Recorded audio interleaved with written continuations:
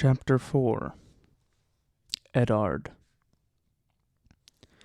The visitors poured through the castle gates in a river of gold and silver and polished steel, 300 strong, a pride of bannermen and knights, of sworn swords and free riders. Over their heads, a dozen golden banners whipped back and forth in the northern wind, emblazoned with the crowned stag of Baratheon. Ned knew many of the riders. There came Sir Jaime Lannister, with hair as bright as beaten gold, and there Sandor Clegane, with his terrible burned face. The tall boy beside him could only be the Crown Prince, and that stunted little man behind them was surely the imp, Tyrion Lannister. Yet the huge man at the head of the column, flanked by two knights in the snow-white cloaks of the King's Guard, seemed almost a stranger to Ned, until he vaulted off the back of his war-horse with a familiar roar and crushed him in a bone-crunching hug. "Ned, but it is good to see that frozen face of yours." The king looked him over top to bottom and laughed. "You have not changed at all." Would that Ned had been able to say the same. 15 years passed, when they had ridden forth to win a throne. The Lord of Storm's End had been clean-shaven, clear-eyed, and muscled like a maiden's fantasy. 6.5 feet tall, he towered over lesser men, and when he donned his armor and the great antlered helmet of his house, he became a veritable giant. He'd had a giant's strength, too. His weapon of choice, a spiked iron warhammer that Ned could scarcely lift. In those days, the smell of leather and blood had clung to him like perfume. Now, it was perfume that clung to him like perfume, and he had a girth to match his height. Ned had last seen the king 9 years before, during Balon Greyjoy's rebellion, when the stag and the direwolf had joined to end the pretensions of the self-proclaimed king of the Iron Islands. Since the night they had stood side by side in Greyjoy's fallen stronghold, where Robert had accepted the rebel lord's surrender and Ned had taken his son Theon as hostage and ward, the king had gained at least 8 stone. A beard as coarse and black as iron wire covered his jaw to hide his double chin and the sag of the royal jowls, but nothing could hide his stomach or the dark circles under his eyes. Yet Robert was Ned's king now, and not just a friend, so he said only, "Your Grace, Winterfell is yours." By then, the others were dismounting as well, and grooms were coming forward for their mounts. Robert's queen, Cersei Lannister, entered on foot with her younger children. The wheelhouse in which they had ridden, a huge double-decked carriage of oiled oak and gilded metal pulled by 40 heavy-draft horses, was too wide to pass through the castle gate. Ned knelt in the snow to kiss the queen's ring, while Robert embraced Catelyn like a long-lost sister. Then the children had been brought forward, introduced, and approved of by both sides. No sooner had those formalities of greeting been completed than the king had said to his host, "Take me down to your crypt, Eddard. I would pay my respects." Ned loved him for that, for remembering her still after all these years. He called for a lantern. No other words were needed. The queen had begun to protest. They had been riding since dawn. Everyone was tired and cold. Surely they should refresh themselves first. The dead would wait. She had said no more than that. Robert had looked at her, and her twin brother Jaime had taken her quietly by the arm, and she had said no more. They went down to the crypt together. Ned and this king he scarcely recognized. The winding stone steps were narrow. Ned went first with the lantern. I was starting to think we would never reach Winterfell, Robert complained as they descended. In the south, the way they talk about my 7 kingdoms, a man forgets that your part is as big as the other 6 combined. I trust you enjoyed the journey, Your Grace. Robert snorted. Bogs and forests and fields and scarcely a decent inn north of the neck. I've never seen such a vast emptiness. Where are all your people? Likely they were too shy to come out, Ned jested. He could feel the chill coming up the stairs, a cold breath from deep within the earth. Kings are a rare sight in the north. Robert snorted. More likely they were hiding under the snow. Snow, Ned! The king put one hand on the wall to steady himself as they descended. Late summer snows are common enough, Ned said. I hope they did not trouble you. They are usually mild. The others take your mild snows, Robert swore. What will this place be like in winter? I shudder to think. The winters are hard, Ned admitted. But the Starks will endure. We always have. You need to come south, Robert told him. You need a taste of summer before it flees. In High Garden there are fields of golden roses that stretch away as far as the eye can see. The fruits are so ripe they explode in your mouth. Melons, peaches, fire plums, you've never tasted such sweetness. You'll see, I brought you some. Even at Storm's End, with that good wind off the bay.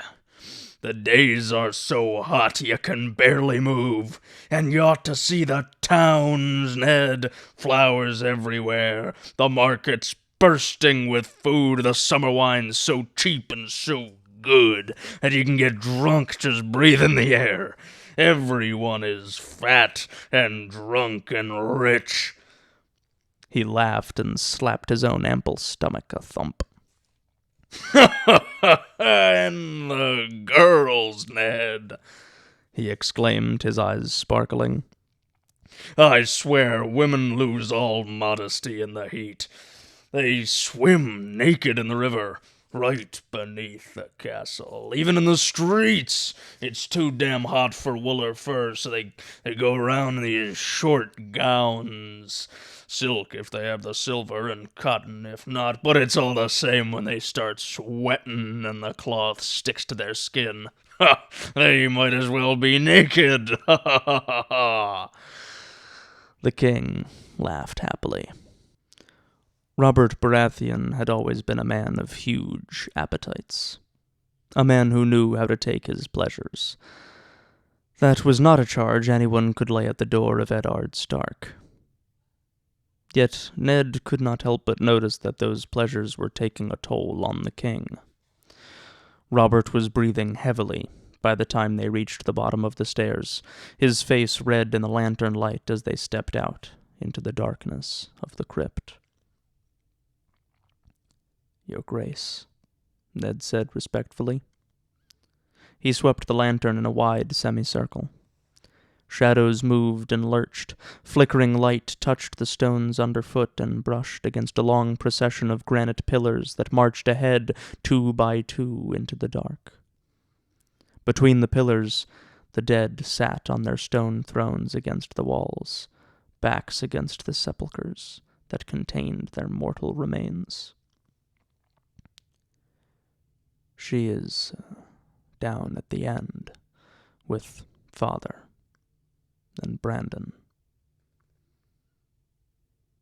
He led the way between the pillars, and Robert followed wordlessly, shivering in the subterranean chill. It was always cold down here. Their footsteps rang off the stones and echoed in the vault overhead as they walked among the dead of House Stark. The lords of Winterfell watched them pass. Their likenesses were carved into the stones that sealed the tombs. In long rows they sat, blind eyes staring out into eternal darkness, while great stone direwolves curled round their feet. The shifting shadows made the stone figures seem to stir as the living passed by. By ancient custom, an iron longsword had been laid across the lap of each who had been Lord of Winterfell, to keep the vengeful spirits in their crypts. The oldest had long ago rusted away to nothing, leaving only a few red stains where the metal had rested on stone. Ned wondered if that meant those ghosts were free to roam the castle now. He hoped not. The first lords of Winterfell had been men hard as the land they ruled. In the centuries before the dragon lords came over the sea, they had sworn allegiance to no man, styling themselves the kings in the north. Ned stopped at last and lifted the oil lantern. The crypt continued on into darkness ahead of them, but beyond this point, the tombs were empty and unsealed. Black holes waiting for their dead, waiting for him and his children. Ned did not like to think on that. "Here," he told his king. Robert nodded silently, knelt, and bowed his head. There were 3 tombs, side by side. Lord Rickard Stark, Ned's father, had a long, stern face. The stonemason had known him well. He sat with quiet dignity, stone fingers holding tight to the sword across his lap. But in life all swords had failed him. In 2 smaller sepulchres on either side were his children. Brandon had been 20 when he died, strangled by order of the Mad King Aerys Targaryen only a few short days before he was to wed Catelyn Tully of Riverrun. His father had been forced to watch him die. He was the true heir, the eldest, born to rule. Lyanna had only been 16, a child woman of surpassing loveliness. Ned had loved her with all his heart. Robert had loved her even more. She was to have been his bride. "She was more beautiful than that," the king said after a silence. His eyes lingered on Lyanna's face, as if he could will her back to life. Finally he rose, made awkward by his weight. "Ah, damn it, Ned. Did you have to bury her in a place like this?" His voice was hoarse with remembered grief. "She deserved more than darkness." "She was a Stark of Winterfell," Ned said quietly. "This is her place." "She should be on a hill somewhere, under a fruit tree with the sun and clouds above her, and the rain to wash her clean."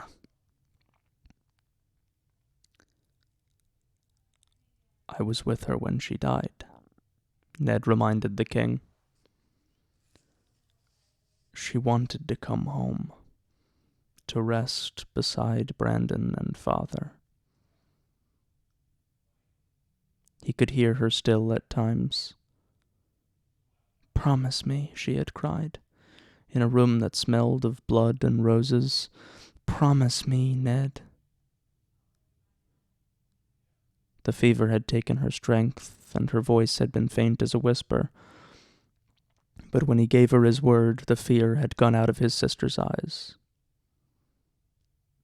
Ned remembered the way she had smiled then, how tightly her fingers had clutched his as she gave up her hold on life, the rose petals spilling from her palm, dead and black.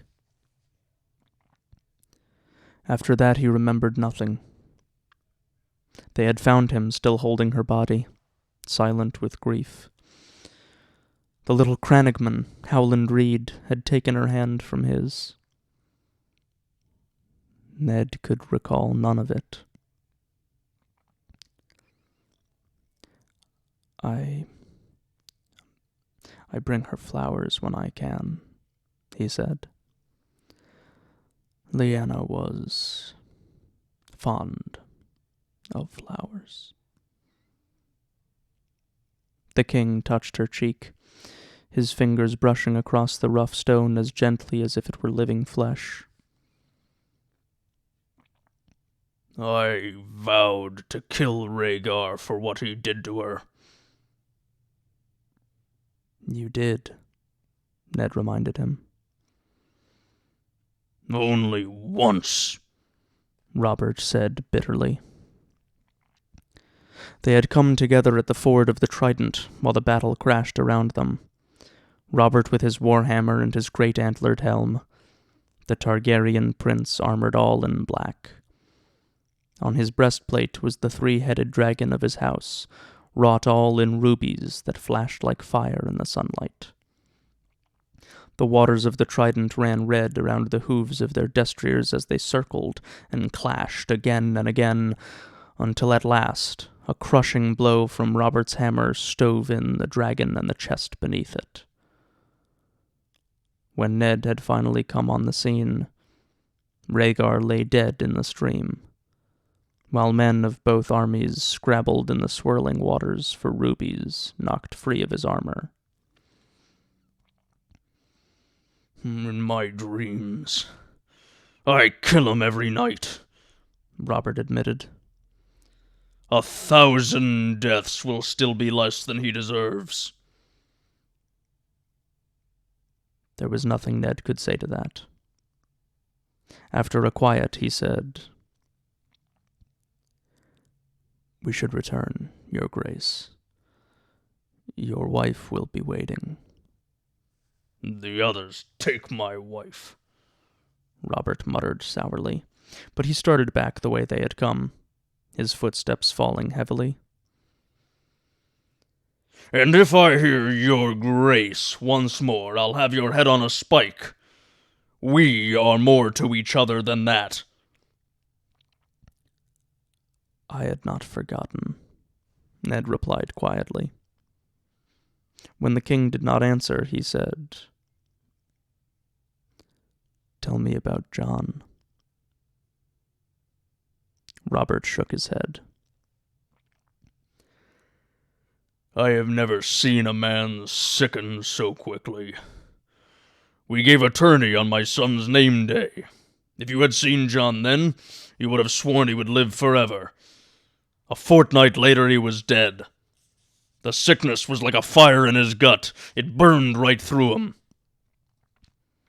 He paused beside a pillar, before the tomb of a long-dead Stark. I loved that old man. We both did. Ned paused a moment.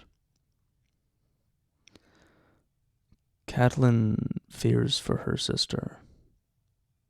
How does Lysa bear her grief? Robert's mouth gave a bitter twist. Not well, in truth, he admitted. I think losing John has driven the woman mad, Ned. She has taken the boy back to the Eyrie, against my wishes. I had hoped to foster him with Tywin Lannister at Casterly Rock. John had no brothers, no other sons. Was I supposed to leave him to be raised by women? Ned would sooner entrust a child to a pit viper than to Lord Tywin. but he left his doubts unspoken. Some old wounds never truly heal, and bleed again at the slightest word.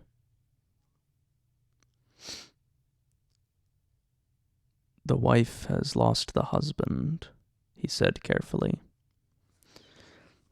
Perhaps the mother feared to lose the son. The boy is very young. 6. And sickly. The Lord of the Eyrie, gods have mercy, the king swore. Lord Tywin had never taken a ward before. Lysa ought to have been honored. The Lannisters are a great and noble house. She refused to even hear of it. Then she left in the dead of night, without so much as a bye or leave. Cersei was furious. He sighed deeply. The boy is my namesake, did you know that? Robert Arryn. I am sworn to protect him. How can I do that if his mother steals him away? I will take him as a ward if you wish, Ned said. Lysa should consent to that. She and Catelyn were close as girls, and she would be welcome here as well. A generous offer, my friend, the king said. But too late. Lord Tywin has already given his consent. Fostering the boy elsewhere would be a grievous affront to him. I have more concern for my nephew's welfare than I do for Lannister pride, Ned declared. That is because you do not sleep with a Lannister. Ha ha ha ha ha! Robert laughed, the sound rattling among the tombs and bouncing from the vaulted ceiling. His smile was a flash of white teeth in the thicket of the huge black beard. Ah, Ned, he said. You are still too serious. He put a massive arm around Ned's shoulders. I had planned to wait a few days to speak to you, but I see now there's no need for it. Come, walk with me. They started back down between the pillars. Blind stone eyes seemed to follow them as they passed. The king kept his arm around Ned's shoulder. You must have wondered why I finally came north to Winterfell after so long. Ned had his suspicions, but he did not give them voice. For the joy of my company, surely, he said lightly. And there is the wall. You need to see it, your grace, to walk along its battlements and talk to those who man it. The Night's Watch is a shadow of what it once was. Benjen says, No doubt I will hear what your brother says soon enough, Robert said. The wall has stood for what, 8,000 years? It can keep a few days more. I have more pressing concerns. These are difficult times. I need good men about me, men like Jon Arryn. He served as Lord of the Eyrie, as Warden of the East, as the Hand of the King. He will not be easy to replace. His son, Ned began. His son will succeed to the Eyrie and all its incomes, Robert said brusquely. No more. That took Ned by surprise. He stopped, startled, and turned to look at his king. The words came unbidden. The Arryns have always been wardens of the East. The title goes with the domain. Perhaps when he comes of age, the honor can be restored to him, Robert said. I have this year to think of. And next, a 6-year-old boy is no war leader, Ned. In peace, the title is only an honor. Let the boy keep it, for his father's sake, if not his own. Surely you owe John that much for his service." The king was not pleased. He took his arm from around Ned's shoulders. "John's service was the duty he owed his liege lord. I am not ungrateful, Ned. You of all men ought to know that. But the son is not the father. A mere boy cannot hold the East." Then his tone softened. Enough of this. There is a more important office to discuss, and I would not argue with you.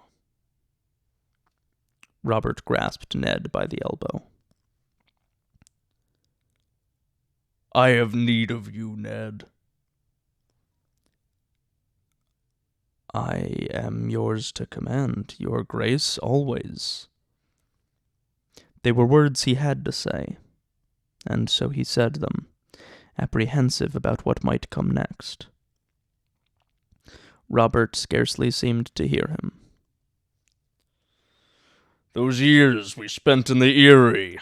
Gods, those were good years.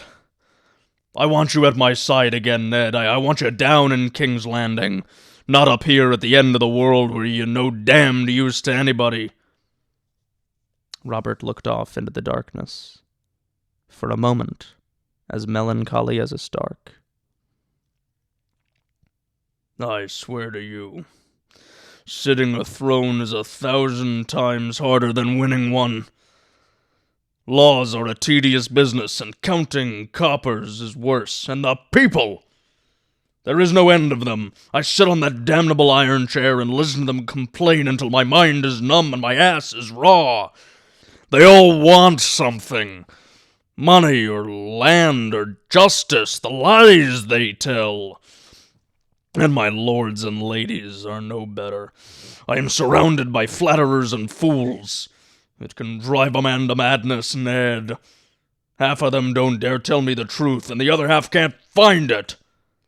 There are nights I wish we had lost at the Trident. No, not truly, but... "I understand," Ned said softly. Robert looked at him. "I think you do. If so, you are the only one, my old friend." He smiled. "Lord Eddard Stark, I would name you the Hand of the King." Ned dropped to one knee. The offer did not surprise him. What other reason could Robert have had for coming so far? The Hand of the King was the second most powerful man in the Seven Kingdoms. He spoke with the king's voice, commanded the king's armies, drafted the king's laws. At times, he even sat upon the Iron Throne to dispense king's justice, when the king was absent or sick or otherwise indisposed. Robert was offering him a responsibility as large as the realm itself. It was the last thing in the world he wanted. "Your Grace," he said, "I am not worthy of the honor." Robert groaned with good-humored impatience. If I wanted to honor you, I'd let you retire. I am planning to make you run the kingdom and fight the wars while I eat and drink and wench myself into an early grave." He slapped his gut and grinned. "You know the saying about the king in his hand?" Ned knew the saying. "What the king dreams," he said, "the hand builds." "I betted a fish maid once who told me the low-born have a choicer way to put it. The king eats, they say, and the hand takes the shit." He threw back his head and roared his laughter. The echoes rang through the darkness, and all around them the dead of Winterfell seemed to watch with cold and disapproving eyes. Finally, the laughter dwindled and stopped. Ned was still on one knee, his eyes upraised. "Damn it, Ned," the king complained. "You might at least humor me with a smile." They say it grows so cold up here in winter that a man's laughter freezes in his throat and chokes him to death, Ned said evenly. Perhaps that is why the Starks have so little humor. "Come south with me and I'll teach you how to laugh again," the king promised. "You helped me win this damnable throne, now help me hold it. We were meant to rule together. If Lyanna had lived, we should have been brothers, bound by blood as well as affection. Well, it is not too late. I have a son, you have a daughter. My Joff and your Sansa shall join our houses, as Lyanna and I might once have done." This offer did surprise him. Sansa is only 11. Robert waved an impatient hand. "Old enough for the betrothal. The marriage can wait a few years." The king smiled. "Now stand up and say yes, curse you." Nothing would give me greater pleasure, your grace, Ned answered. He hesitated. These honors are all so unexpected. May I have some time to consider? I need to tell my wife. Yes, of course. Tell Catelyn. Sleep on it if you must." The king reached down, clasped Ned by the hand, and pulled him roughly to his feet. "Just don't keep me waiting too long. I am not the most patient of men." For a moment, Eddard Stark was filled with a terrible sense of foreboding. This was his place, here in the north. He looked at the stone figures all around them, breathed deep in the chill silence of the crypt. He could feel the eyes of the dead. They were all listening, he knew. And winter was coming.